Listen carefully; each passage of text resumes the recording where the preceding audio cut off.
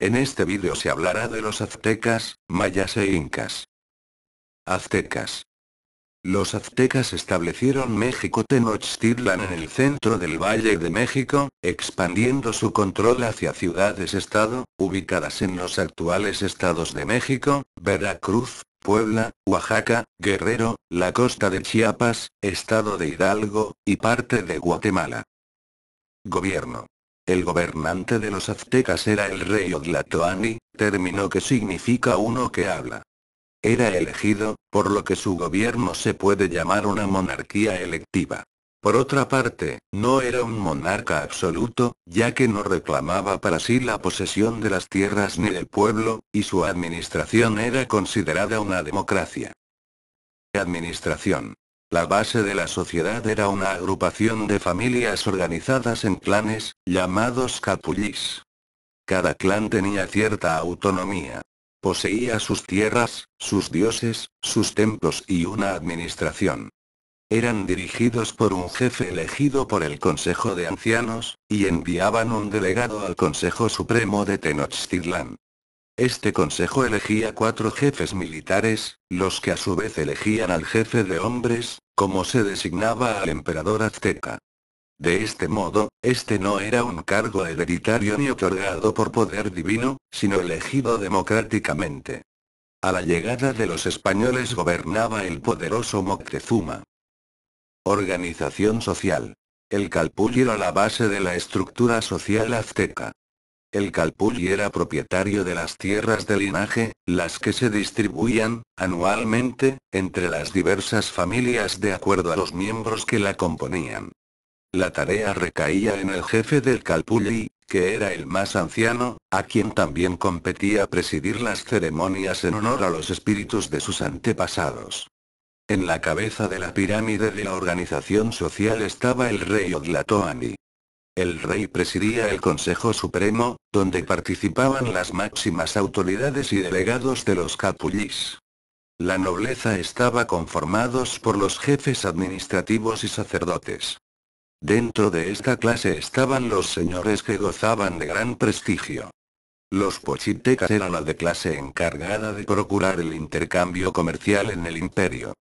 La mayoría del pueblo estaba conformado por campesinos y artesanos agrupados en 20 calpullís. Los siervos y esclavos conformaban la fuerza laboral del imperio. La organización económica de este grupo es igual a la organización de los mayas y tienen la misma técnica para cultivar, pero la diferencia que tenían era el riego en las tierras llanas y construyeron terrazas en las sierras, pero debido a la falta de tierra, desarrollaron un nuevo sistema que les permitió practicar la agricultura sobre el agua. Para eso, construyeron jardines flotantes en las partes más bajas de los lagos. Este sistema se llamó Chinampa. El comercio fue muy importante para ellos, ya que el intercambio a larga distancia era una actividad muy prestigiosa y quienes lo hacían tenían un lugar importante en la ciudad. Los mercaderes realizaban las actividades de intercambio a través del trueque, para ello, utilizaban las semillas de cacao, mantas u oro como moneda. Mayas. Los mayas se desarrollaron en la península de Yucatán, en la región de Mesoamérica. Abarcaron los actuales países de México, Guatemala, Honduras, Nicaragua, Belice y El Salvador. Gobierno. Los mayas nunca constituyeron un estado unificado. Se originaron en ciudades independientes entre sí. Su autoridad máxima fue un jefe, cuyo poder era hereditario pero no absoluto, pues era asesorado por un consejo de estado. Organización social. Los mayas formaban una sociedad muy jerarquizada. Estaban gobernados por una autoridad política, el Alachuinic, jefe supremo, cuya dignidad era hereditaria por línea masculina, y el Almacán, sumo sacerdote. El jefe supremo delegaba la autoridad sobre las comunidades de poblados a jefes locales, capataces de explotación agrícola que cumplían funciones civiles, militares y religiosas. Organización económica. La agricultura ha constituido la base de la economía maya desde la época precolombina y el maíz es su principal cultivo. Los mayas cultivaban también algodón, frijol, batata, yuca y cacao. Las técnicas del hilado, el tinte y el tejido consiguieron un elevado grado de perfección.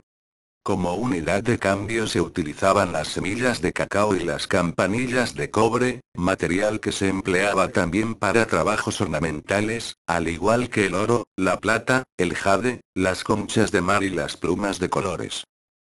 Esta organización estaba compuesta por tres grupos de diferente situación económica. Estaba la nobleza en las que se encontraban los financieros, los sacerdotes, los jefes militares y los grandes comerciantes. Este fue el único grupo que vivía dentro de las ciudades. También se encontraban los campesinos y artesanos que tenían la obligación con el Estado de trabajar para ellos para la construcción de las obras públicas y el servicio militar, y por último estaban los esclavos que tenían que trabajar como dependientes, realizando tareas en la construcción y transportaban cargas pesadas para los comerciantes. Incas. Los incas eran grandes conquistadores, su imperio estaba ubicado en América del Sur. Abarcaba los siguientes países, iba desde el norte de Chile al sur de Colombia, cubriendo los territorios actuales de Bolivia, Perú, Ecuador hacia el Pacífico. Su territorio se situaba en parte sobre la cordillera de los Andes. Gobierno. Los incas formaron un imperio férreamente unificado, en cuya cabeza se encontraba el inca, autoridad máxima, absoluta, hereditaria y de carácter divino, quien era considerado hijo del sol, vivía en el Cuzco, en un espléndido palacio, rodeado de un fausto extraordinario. Vestía solo las más finas telas de alpaca o vicuña, se adornaba con ricas joyas y viajaba siempre en litera, llevada a hombros por curacas. Gobernaba ayudado de numerosos funcionarios que les permitían conocer lo ocurrido en todo su imperio, y también era un estado teocrático. Administración. A la cabeza de la jerarquía administrativa se encontraba el inca, llamado Sapa Inca. Gobernaba como soberano absoluto y era venerado cual dios. Debía contraer matrimonio con una hermana para mantener la pureza sanguínea de los descendientes. Sus actividades estaban revestidas de gran ceremonial. Se le podía hablar a través de un paño que le cubría el rostro. Viajaba sobre una litera cargada por sirvientes, quienes, además, barrían el camino que debían pisar.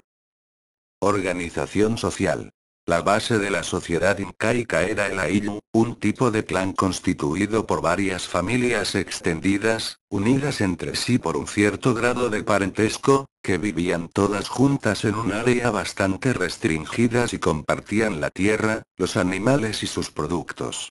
Esta comunidad podía ser más o menos grande, formar un pueblo entero o incluso una ciudad, pero siempre existía el principio de la propiedad y del trabajo colectivo.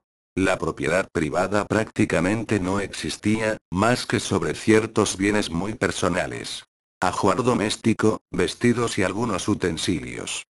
Para la organización del trabajo, y para el pago del impuesto en servicio, el pueblo estaba dividido en grupos de 10 puriks, hombres adultos plenamente capacitados para el trabajo. 10 de estos grupos eran guiados por un pachaca, guraka. 10 grupos de 100 hombres formaban el orden superior, bajo las órdenes de un curaka. El orden máximo de esta jerarquía lo constituía el grupo de 10.000 hombres, una tribu, con su jefe, el Homo Curaka. Esta organización era especialmente conveniente, como ya se ha indicado, para la satisfacción de la mita, el sistema de impuesto incaico que consistía en un pago, no en moneda, que no existía sino en prestación de trabajo personal. Organización económica. La base económica del imperio la constituía la agricultura.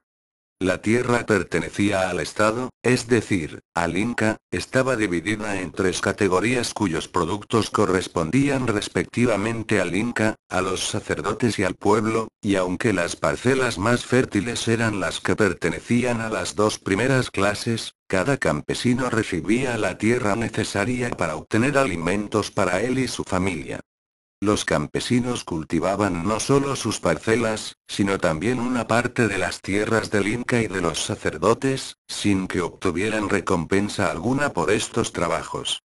Las técnicas agrícolas correspondían el uso de la azada y la taclla, una larga azada provista de un vástago en el que se apoyaba el pie para así hundir más el instrumento en la tierra, el empleo de fertilizantes, estiércol de animal en las tierras altas y pescado descompuesto, o bien guano, en las zonas costeras. También conocieron la irrigación artificial por medio de canales, acueductos y balsas y el cultivo en terrazas para aprovechar hasta el máximo las tierras de las altas laderas andinas. El cultivo más importante del Perú era la patata. Otros cultivos importantes los constituían el maíz, la oca, la quinoa, el cacao, la chirimoya, la papaya, el tomate, las alubias, en múltiples variedades, la col, la calabaza, el chile, etc. También cultivaban el algodón. La ganadería incaica, aunque no era tan importante como la agricultura, era un elemento básico en la economía del imperio.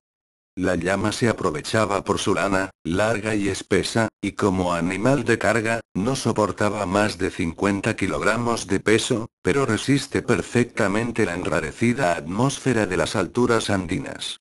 Las vicuñas y alpacas eran apreciadas por su finísima lana, con las que se tejía las más bellas telas destinadas al Inca y a su séquito. Gracias por ver este vídeo.